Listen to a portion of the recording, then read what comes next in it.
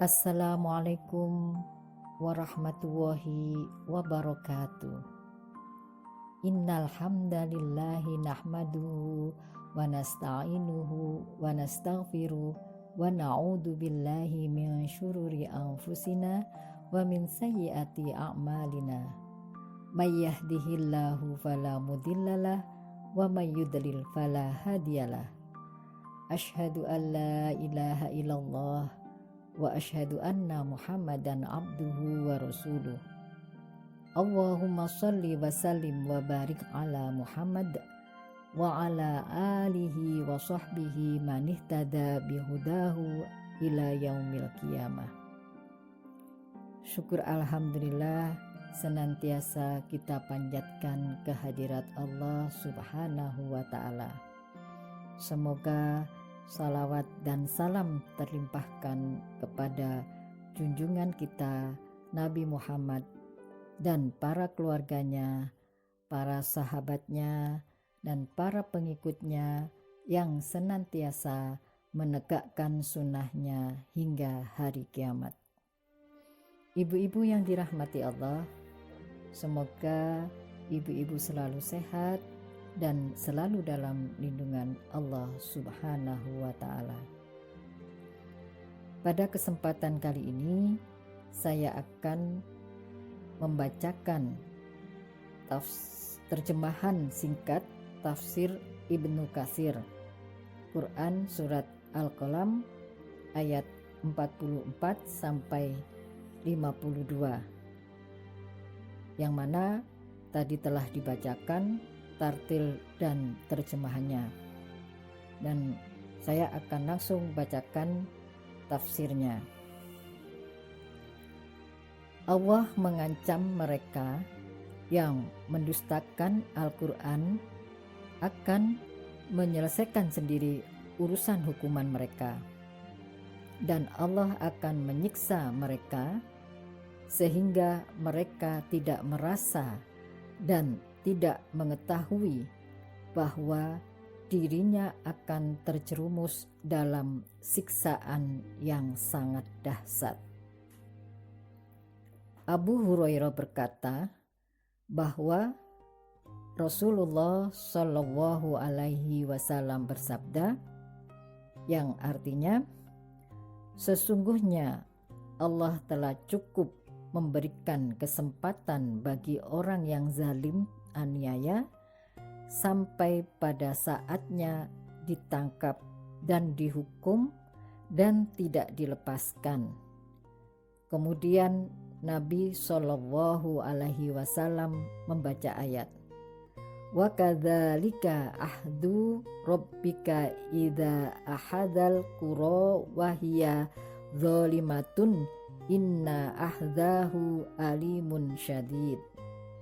Dan demikianlah hukuman Tuhanmu jika menyiksa penduduk dusun yang zalim. Sungguh siksaannya sangat pedih dan berat atau keras. Riwayat Bukhari Muslim. Bersabarlah hai Muhammad menghadapi gangguan, tantangan, dan pendustaan kaummu. Maka Allah sendiri yang menentukan hukumannya, dan kemenangan akhir pasti bagimu dan pengikutmu di dunia hingga akhirat. Dan janganlah sampai terjadi sebagaimana Nabi Yunus bin Matta ketika ia meninggalkan karena sangat jengkel, marah, sebab mereka tidak taat dan selalu menentang dan mendustakan ajarannya. Akhirnya mereka ditinggalkan dan pergi menyeberangi laut, sehingga ia ditelan oleh ikan dan dibawa ke dasar laut. Ia mendengar suara tasbih di lautan itu terhadap Tuhan yang Maha Tinggi dan Maha Kuasa. Karena itulah ia berseru dalam kegelapan itu, La ilaha illa anta subhanaka inni kuntu minal zalimin. Tiada Tuhan pelindung kecuali Engkau Maha Suci. Engkau ya Tuhan, sesungguhnya akulah tergolong manusia yang zalim, aniaya pada diri sendiri. Maka langsung disambut oleh Allah. Fastajabna lahu wa najjainahu minal ghammi wa qadzalika nujil mu'minin. Maka kami sambut doanya dan kami selamatkan dia dari kerisauan. Dan demikian itulah kami menyelamatkan orang-orang yang beriman.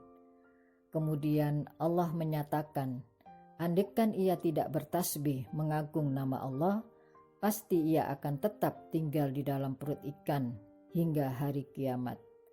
Suara Nabi Yunus, la ilaha illa anta subhanaka inni kuntu minal zalimin, bergetar dan menggema di sekitar Arsy. Maka terdengar oleh malaikat dan mereka bertanya, itu suara yang sangat rendah dari tempat yang jauh. Maka mereka ditanya oleh Allah, apakah kalian tidak mengetahui suara siapakah itu? Mereka menjawab tidak. Firman Allah, itulah suara Yunus. Malaikat itu pun bertanya pula, ya Rabbi, suara hamba yang selalu naik ke langit amal solehnya, sedang doanya selalu mustajab. Mengapakah tidak engkau beri rahmat karena amalnya di masa suka, sehingga menghindarkannya dari bencana itu? Maka Allah memerintahkan ikan untuk mengeluarkan dari perutnya dan dibuang di tepi laut. Dan Allah menumbuhkan di sampingnya tanaman labu. Pada ayat 51, Allah menyatakan bahwa usaha orang-orang kafir akan membinasakan Nabi Muhammad SAW dengan segala macam cara, sampai dengan pandangan mata yang menunjukkan hasud dengki untuk membinasakannya.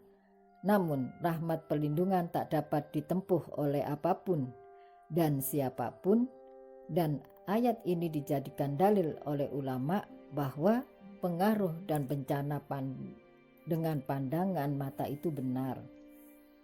Anas berkata bahwa Rasulullah SAW bersabda, yang artinya tidak dapat diobati dengan ruqyah, jampi atau mantra kecuali terkena gangguan dari pandangan mata atau gigitan binatang berbisa atau mengeluarkan darah yang tidak berhenti. Riwayat Abu Daud.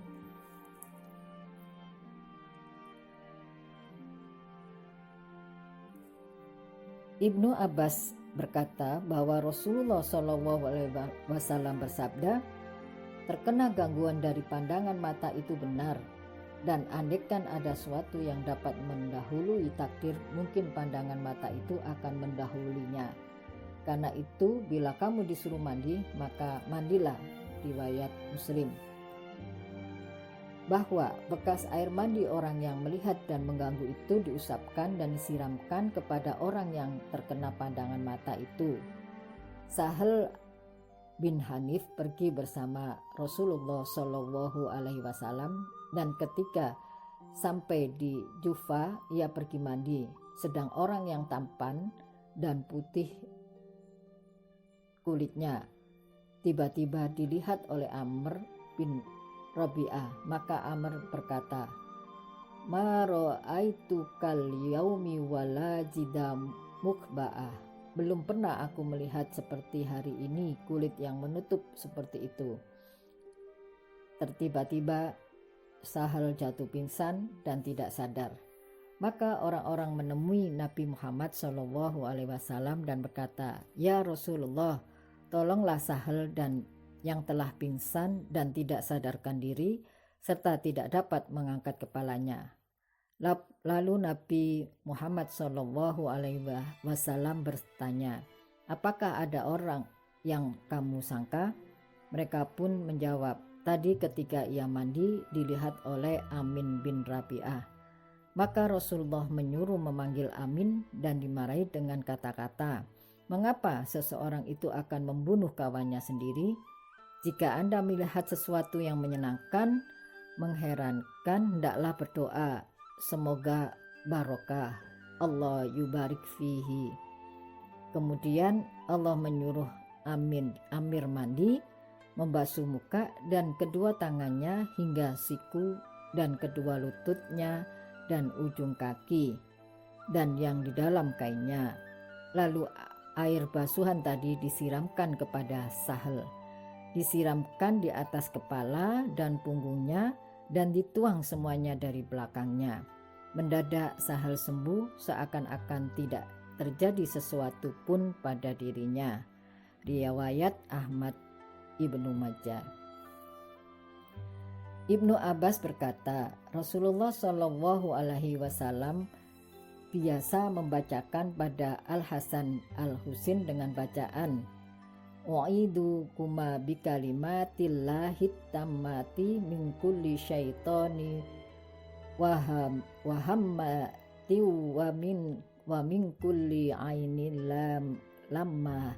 Saya lindungi kamu dengan kalimat Allah yang sempurna dari gangguan setan dan hama dan dari segala pandangan yang membinasakan. Lalu Nabi Muhammad Shallallahu Alaihi Wasallam bersabda bahwa Nabi Ibrahim dahulu membacakan doa ini kepada Ishak dan Ismail.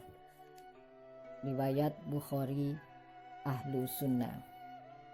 Surat ini ditutup dengan ayat wa ma huwa illa dzikrul lil alamin. Padahal Al-Quran itu tidak lain adalah peringatan bagi seluruh alam. Demikian pembacaan tafsir Quran surat Al-Qalam ayat 44 sampai 52. Semoga bermanfaat. Nasrum minallah wa fathun qarib wa basyiril mu'minin. Assalamualaikum warahmatullahi wabarakatuh.